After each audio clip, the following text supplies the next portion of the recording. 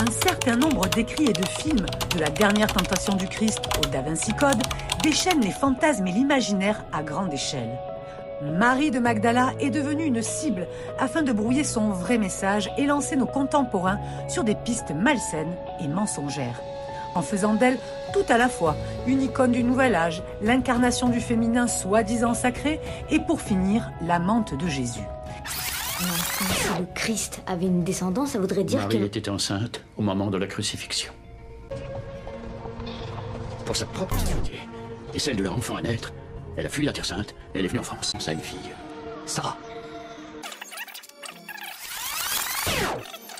Dans cette série Miracles et prophéties, nous vous proposons de traverser le temps et l'espace pour découvrir enfin la vérité. Cela grâce à la publication en 2022 du livre de Mario Canciani intitulé « De la Palestine à la Provence, la famille de Béthanie » qui retrace toute la trajectoire de cette femme hors du commun. En effet, personne ne savait pourquoi ni comment Marie de Magdala s'était convertie, passant de la luxure à la lumière. Comment elle est devenue la disciple de Jésus, l'apôtre des apôtres. Vous allez découvrir avec cette série en 3 volets une Marie-Madeleine bouleversante et à l'opposé des délires contemporains. Je m'appelle Arnaud Lefebvre. J'ai grandi en France, en région parisienne, dans les années 70. Une France dans laquelle il faisait encore bon vivre, mais au sein de laquelle, déjà, la foi s'éteignait. À la maison, j'ai jamais entendu parler de Dieu. J'ai grandi sous la frondaison d'un papa et d'une maman déchristianisés et agnostiques. Vers la trentaine, alors que j'étais cadre dans l'industrie pharmaceutique, tout allait bien quand j'ai sérieusement et urgemment commencé à me poser des questions sur le sens de la vie. Ne trouvant pas de réponse satisfaisante, je me suis orienté vers l'hindouisme. Il y a 10 ans, j'ai découvert, par l'entremise d'une amie catholique, l'œuvre de Maria Valtorta. J'ai compris, alors, avec la plus absolue des certitudes, que Dieu existait et que j'avais un créateur. Je me suis fait baptiser avec ma fille cadette et depuis 5 ans, je sillonne les routes de France pour faire connaître cette révélation privée unique dans toute l'histoire de l'humanité, afin de rendre ce que j'ai reçu. Marie-Madeleine est venue à moi par un caprice de femme oisive, qui ne sait comment occuper ses heures de loisir. La voix limpide et sévère de la vérité a résonné à ses oreilles assourdies par les mensonges obséquieux de ceux qui la berçaient avec des hymnes à la sensualité pour la tenir en esclavage. La vérité n'a pas peur d'être raillée et incomprise, car elle parle en regardant Dieu. Tel un carillon de jour de fête, toutes les voix se sont fondues dans la parole, les voix habituées à résonner dans les cieux, dans le libre azur de l'air, en se propageant par vaux et par monts, dans les plaines, sur les lacs, pour rappeler les gloires du Seigneur et ses festivités. Ne vous souvenez-vous pas du carillon de fête qui, en temps de paix, rendait si gai le jour consacré au Seigneur? La grosse cloche de son battant produisait le premier son au nom de la loi divine. La grosse cloche disait « Je parle au nom de Dieu, juge et roi ». Il y avait aussi les plus petites qui arpégeaient et qui disaient « Dieu est bon, miséricordieux, patient », jusqu'à ce que la cloche la plus argentine ajoute d'une voix angélique « Dieu pousse au pardon et à la compassion ». Qui est Marie-Madeleine, Arnaud? On apprend des choses nouvelles. Par exemple, sa mère s'appelait Chérie et son père Théophile. D'accord. Et sa maman était ce qu'on appelle une femme hébreu extrêmement pieuse et très belle, qui plus est. Et son père, Théophile, lui, était gouverneur de Syrie. Ah alors, oui. ça, c'est extrêmement important de Une comprendre famille ça. très riche alors. Alors, extrêmement riche. Et c'est pour ça que, à la mort de ses parents, notamment à la mort de son père, Marthe, Lazare et donc Myriam, parce qu'à l'époque elle s'appelait Myriam, Hein, c'est Myriam de Magdala, donc c'est devenu Marie-Madeleine ou Marie de Magdala. Les 3 enfants ont hérité d'une fortune peine à mesurer aujourd'hui. D'accord. Pour te donner un ordre d'idée, elle possédait, toute la famille possédait presque plus de la moitié des richesses de la Palestine. Donc là, on va parler de cette première rencontre. Première rencontre, oui. Donc sur le lac de Tibériade. Oui, sur le lac de Tibériade. La troupe apostolique s'embarque sur 2 barques et puis ils voguent et puis ils vont croiser des bateaux romains, notamment un. Tu sais, c'était des bateaux à fond plat, Oui. des bateaux de plaisir, sur lesquels on mettait des tapis, des ramequins, etc. Et il y avait de la musique, etc., des courtisanes. Et en fait, les bateaux vont se heurter, sont mêlés avec les rames, c'était des rameurs. Et là, Jésus est assis à la proue du bateau. Et parmi les courtisanes, sur ce bateau, il y a une certaine Marie-Madeleine, voilà, qui elle voit Jésus, qui est assis donc à l'avant, comme je l'ai dit, et qui ne tourne pas la tête. Probablement qu'elle le regarde d'ailleurs, les lecteurs se feront leur propre opinion, comme une femme peut regarder un homme. Il a 30 ans, il est grand, il est magnifique, il est beau. Il est beau. Il est très beau, voilà. Et elle est étonnée, on le voit, par le calme et la sérénité qui se dégage de sa personne, et surtout le fait qu'il ne tourne pas la tête pour regarder les pierres, notamment à la manœuvre, avec les bordées d'insultes qui fusent des 2 côtés. À aucun moment Jésus ne tourne la tête. Et puis les 2 bateaux se désemmêlent, si je puis dire, et chacun va à son destin. Première rencontre, si je peux la qualifier comme ça, entre Marie-Madeleine et Jésus. Leurs regards ne se sont pas croisés. Alors à bord, il y en a un qui l'a très bien reconnu, Marie-Madeleine, c'est un certain Judas, mais là, on laisse au lecteur le soin de découvrir le dialogue absolument savoureux qui s'ensuit entre Pierre, Simon le Zélote et Judas à propos de cette très belle femme.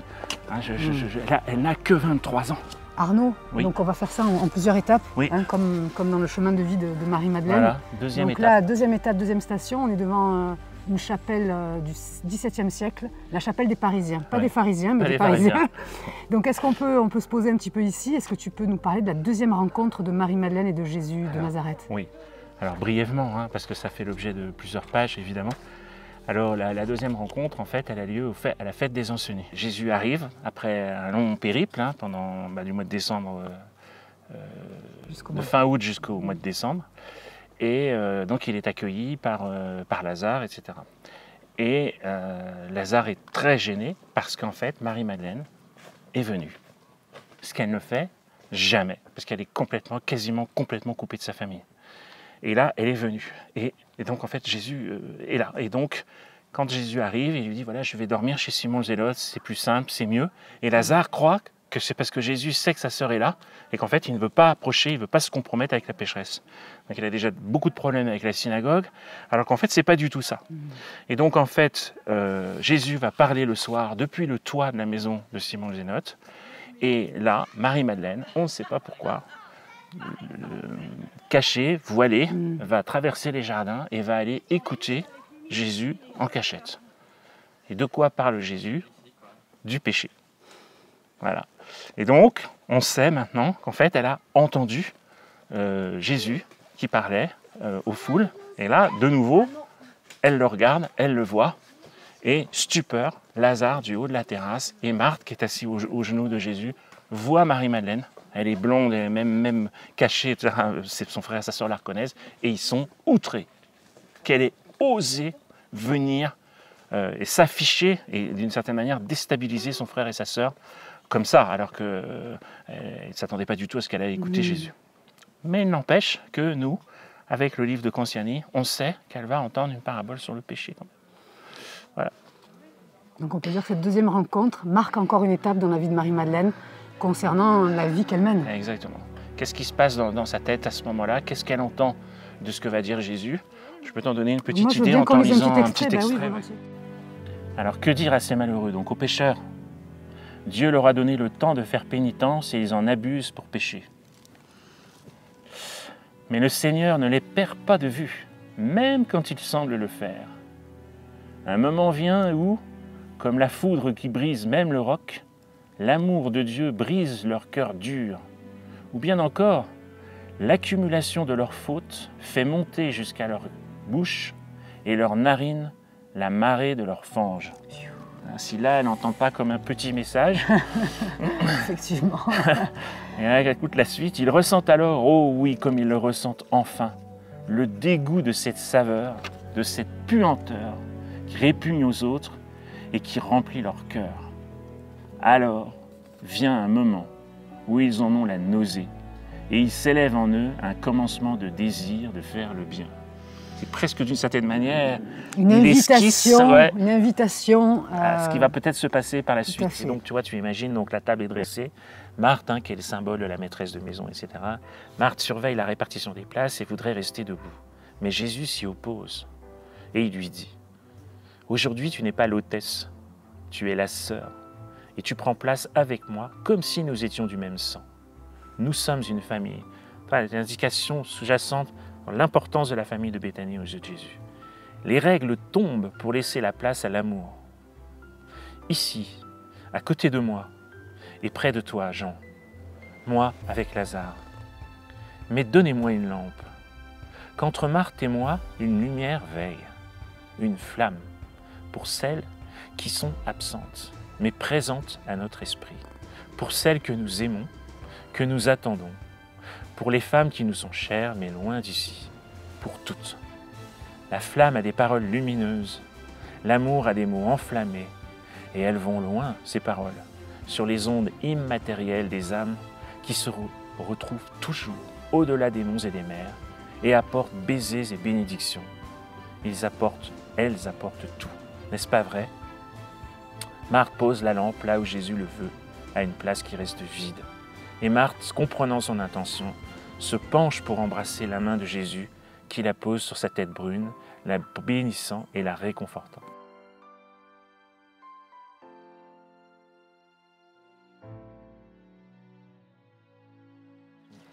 Là, donc, on s'est arrêté pour cette deuxième rencontre, Arnaud. Ouais. On commence à comprendre le savoir-faire de Jésus qui opère dans cette famille de Béthanie. Ah oui.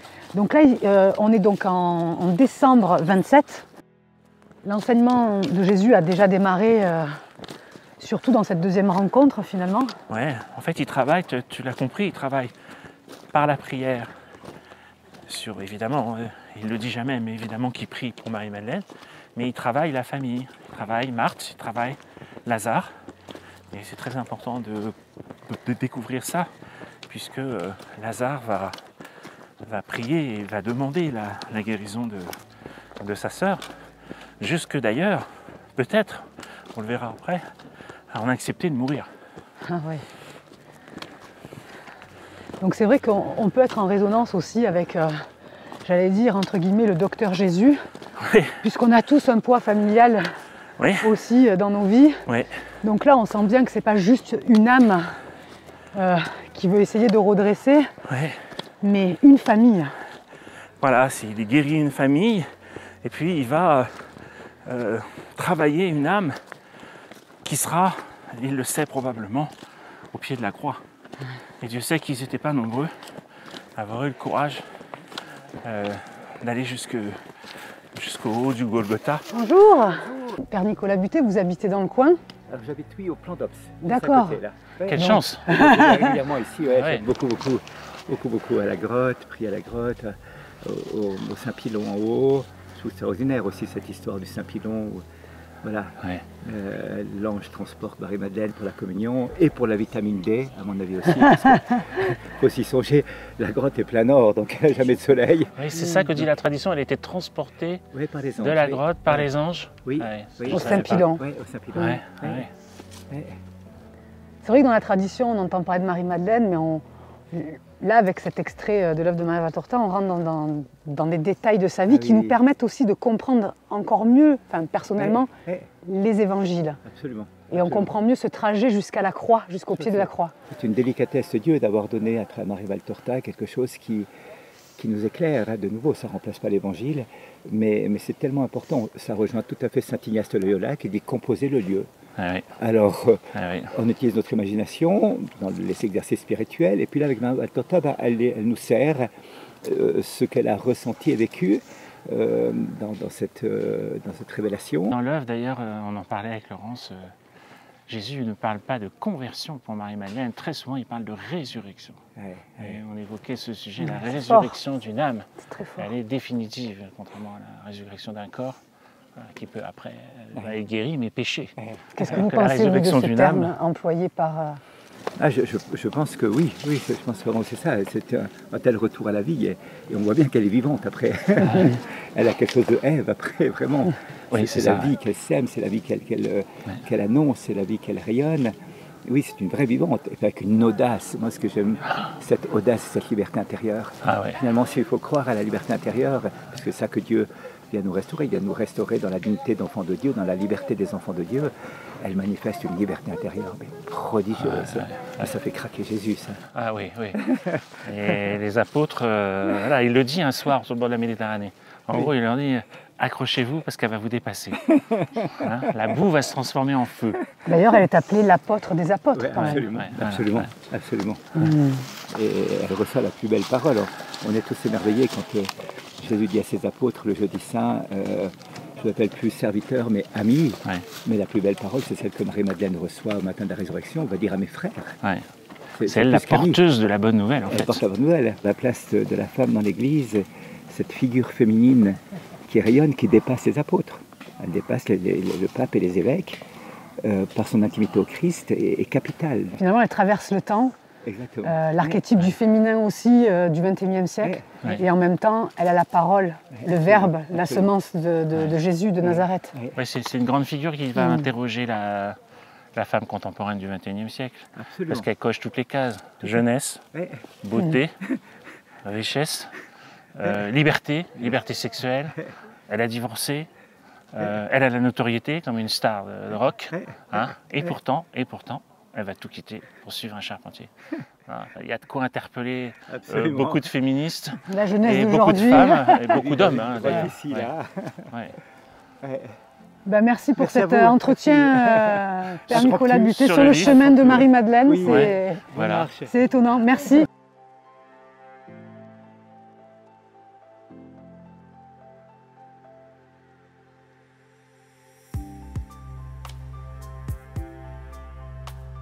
Là, on est à la 3e rencontre, pour vous situer. La dernière fois, on était à Béthanie, on était fin décembre, la fête des Enseignés. Et donc là, on est au mois de février de l'an 28. Jésus a donc démarré sa 2e année de vie publique. Donc il commence à être très connu. Donc entre-temps, voilà, il a fait tout un tas de miracles. Après, il faut lire l'œuvre complète. D'accord ? Donc voilà, toi Jésus est debout sur un rocher, il parle à une foule nombreuse, donc inutile de te dire, ma chère Laurence, que les béatitudes dans les évangiles, c'est juste à pleurer, mais quand tu lis dans l'œuvre, là tu t'en remets pas, c'est d'une beauté qui surpasse là pour le coup vraiment clairement ce qu'on connaissait des béatitudes jusqu'à présent. Voilà. On est dans la montagne, voilà exactement. Et voilà, faites place, plaît bien, crie une voix d'homme en colère, faites place à la beauté qui passe. 4 jolis cœurs, tu vois, ils sont 4 en fait. Tout pomponné s'avance, l'un est certainement romain, l'autre est grec, bon, les gens liront et découvriront. Et là, on a une description de Marie-Madeleine, à moitié nue. Tout est très étudié pour plaire. Là, on est vraiment dans l'apparence, dans le paraître, dans la séduction totale. Oui. Des chaînettes d'or, voilà. Et un des Romains dit « Voilà la déesse est satisfaite, dit le Romain, qui a servi de monture à la nouvelle Vénus. » Et c'est là que se trouve l'Apollon, tu te rends compte ? Donc l'Apollon, c'est Jésus en fait. Que tu as voulu voir, charme-le donc, mais laisse-nous aussi quelques brides de tes charmes. Marie rit, se jette à terre d'un mouvement agile et provoquant, découvrant ses pieds déchaussés de sandales blanches. Donc là, on a encore... Voilà, la poitrine, elle est quasiment sein à l'air. Tu vois, quasiment sein à l'air. On la voit, quoi. Là, on est dans la foule avec elle. Et Maria Valtorta termine et elle dit « Tout est étudié pour plaire ». Donc, j'imagine 23 ans. Oui, la moindre petite perle, elle va briller à un moment donné, juste pour attirer le regard. Elle est, à mon avis, absolument magnifique. Alors Jésus donc, est interrompu. Il la regarde fixement. Donc là, on peut dire que c'est... Enfin, pour moi, c'est le premier regard que pose Jésus sur elle. Tout à fait. Voilà, c'est pour ça que moi, ça m'a touchée, parce que là, il la voit. Il pose pour la première fois son regard sur elle. Tu as tout à fait raison, je n'avais jamais fait cette observation. Et tu sais ce qu'elle fait ? elle soutient le regard. Oui. Regarde, elle dit, tu vois, et elle soutient effrontément son regard en riant et en se retournant légèrement à cause des chatouilles du Romain, nanana, tu vois. Respecte ma pureté, dit-elle au Romain. Voilà. Jésus continue de la fixer. Quand le bruit des éclats de rire s'atténue, comme si l'apparition de la flamme avait rallumé la flamme du discours qui s'éteignait, Jésus reprend la parole et ne la regarde plus. Voilà. On y reviendra, mais... voilà, mais t'imagines si Jésus important. Te regarde comme ça, il te fixe. Attends, avec toute ta parure dorée, avec les Romains à côté.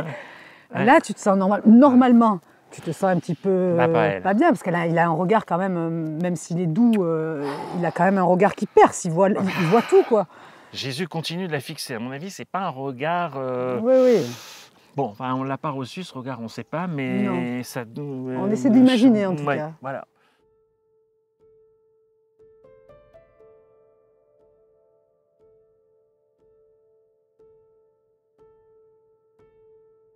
Où se niche l'adultère? Où se niche la corruption des jeunes filles? Chez celui qui, en plus de son lit d'époux, a 2 ou 3 lits de débauche sur lesquels il répand son argent et la vigueur d'un corps que Dieu lui a donné sain pour travailler pour sa propre famille, et non pour qu'il s'épuise en ébats écœurants qu'il la baisse plus qu'une bête immonde. Vous avez appris qu'il a été dit « Ne commets pas l'adultère ».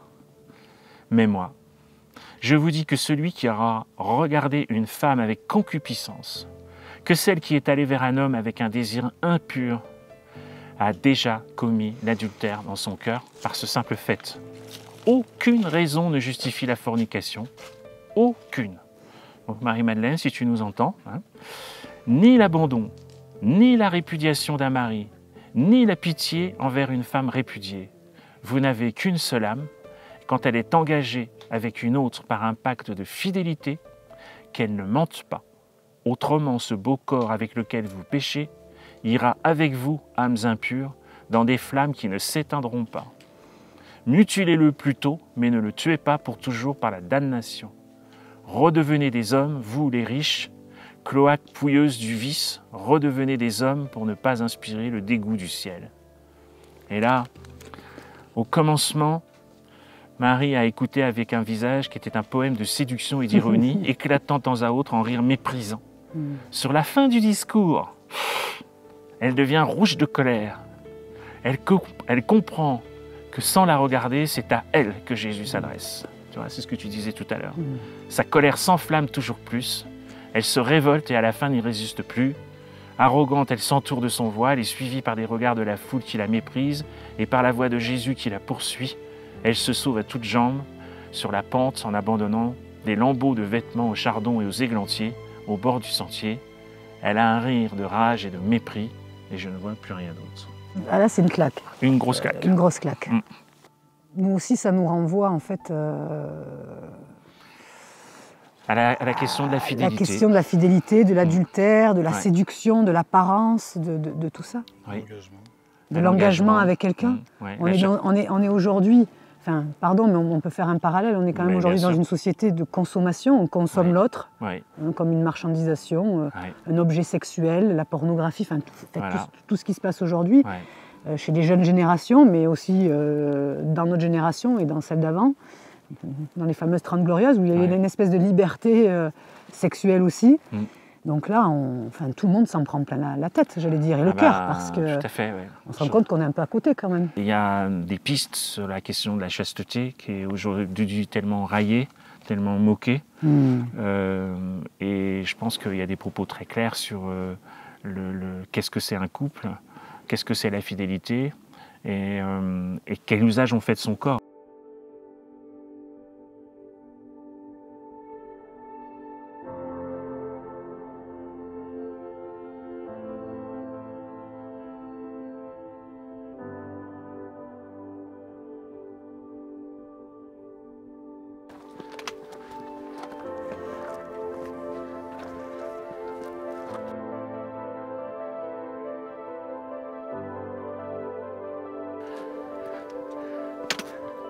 Quatrième station, quatrième étape, quatrième rencontre. Oh, regarde. Ah, moi j'ai jamais vu ici. La mer. Ah, j'ai frisson.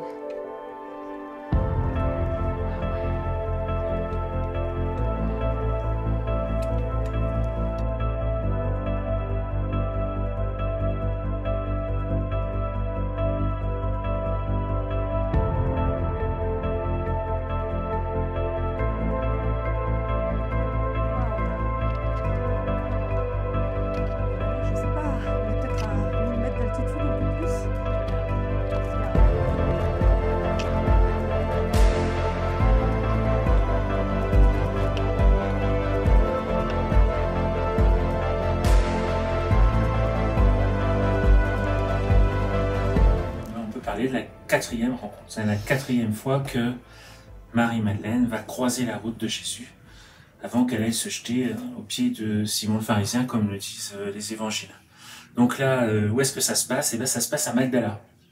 Alors, je ne sais plus bien d'où vient Jésus, mais toute la troupe apostolique se dirige vers Magdala, à la grande surprise de Pierre, qui ne comprend pas que Jésus puisse aller s'exposer, se montrer dans cette ville qui, on comprend qu'elle a très mauvaise réputation.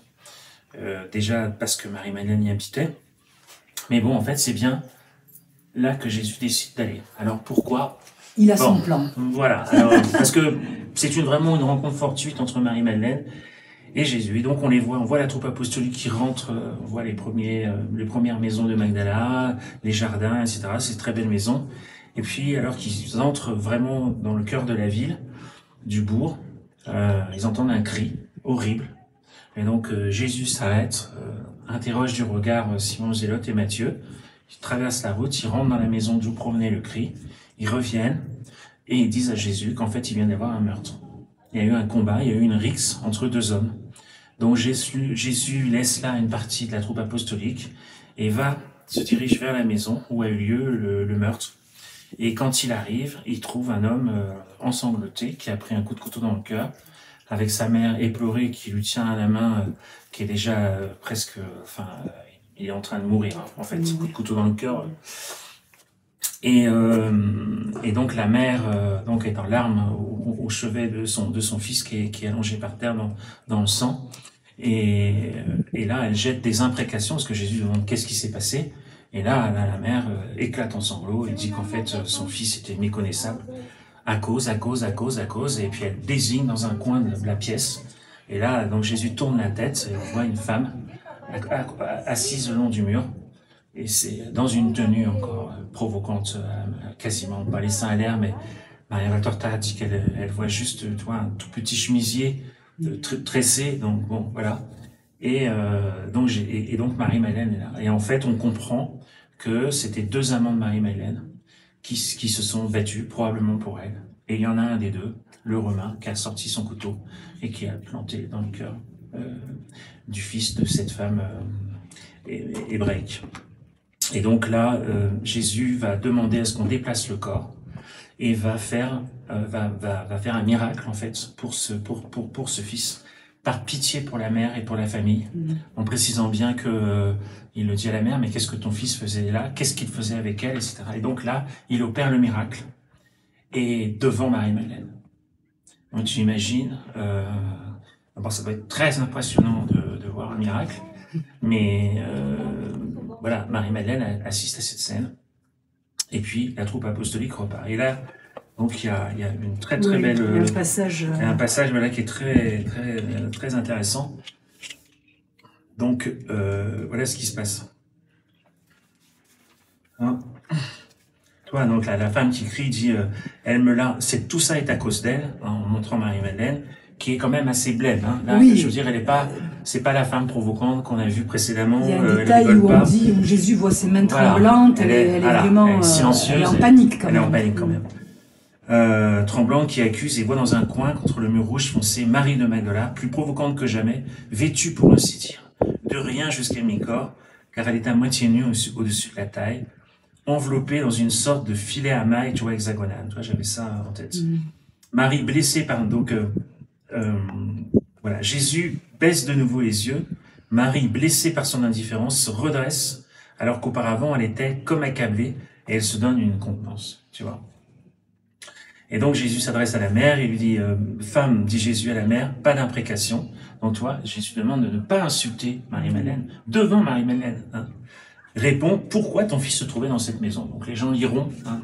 Mais on comprend que son fils, qui a quand même une femme et des enfants, en fait, prenait du plaisir avec Marie-Madeleine. Et très intéressant, donc il demande pour faire le miracle de sortir le corps du lieu où a eu lieu le péché. Ils le mettent sur une planche et ils l'amènent dans la maison de la maman. Toi, il passe une planche sur le corps, etc. Et là, Jésus s'approche du corps et écoute ce qu'il dit. À la maman, peux-tu pardonner? Si tu pardonnes, Dieu pardonne. Il faut se rendre le cœur bon pour obtenir grâce. Cet homme a péché, donc son fils, et il péchera encore. Pour lui, il vaudrait mieux mourir, car en vivant, il retombera dans le péché, et, qui plus est, il lui faudra répondre de son ingratitude envers Dieu. Mais je suis venu pour sauver et non pour perdre. Homme, je te le dis, lève-toi et sois guéri. Donc toi, il le fait vraiment pour les enfants. Donc la mère, évidemment, est bouleversée. Et elle recommence à insulter Marie-Madeleine. Et de nouveau, Jésus lui dit, c'est très intéressant, « Femme, tais-toi. Fais preuve de la même miséricorde que celle dont tu as profité. Ta maison est sanctifiée par le miracle qui est toujours une preuve de présence de Dieu, de la présence de Dieu.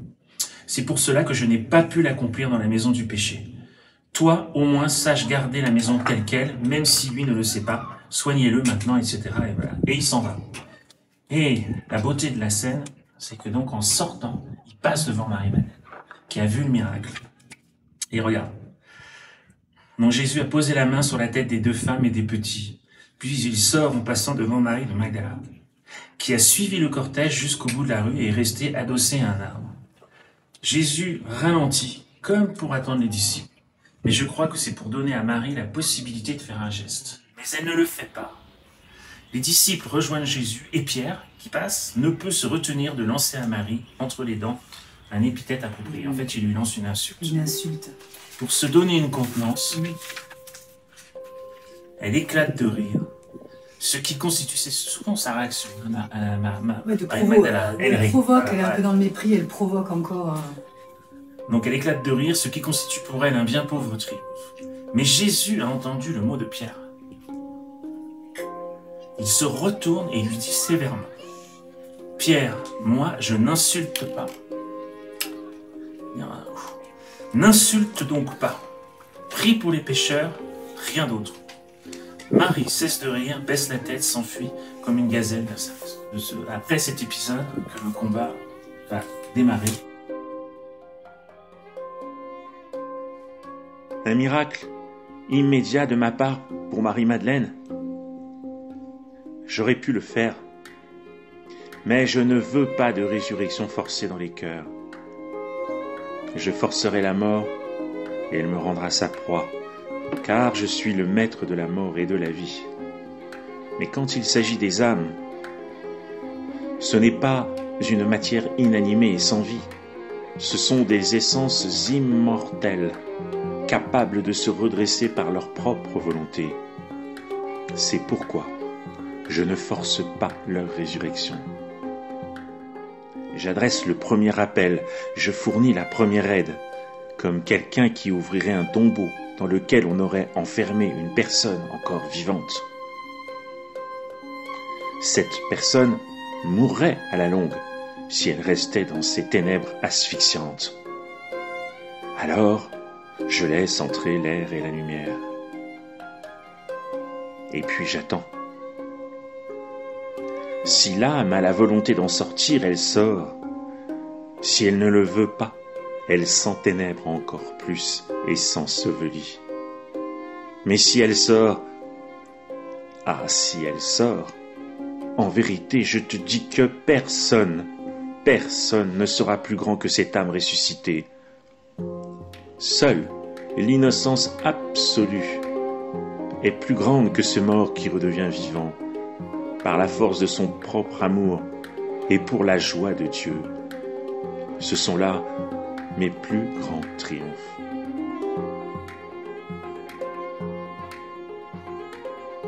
Là, on s'égare un petit peu, Arnaud. Ah bah, comme la brebis perdue. Hein. C'est ça. D'ailleurs, c'est étonnant parce que tu vas voir les descriptions que Jésus fait des sous-bois. Ah bon? Ah, on y est. Ah bah c'est super. Tu vas voir.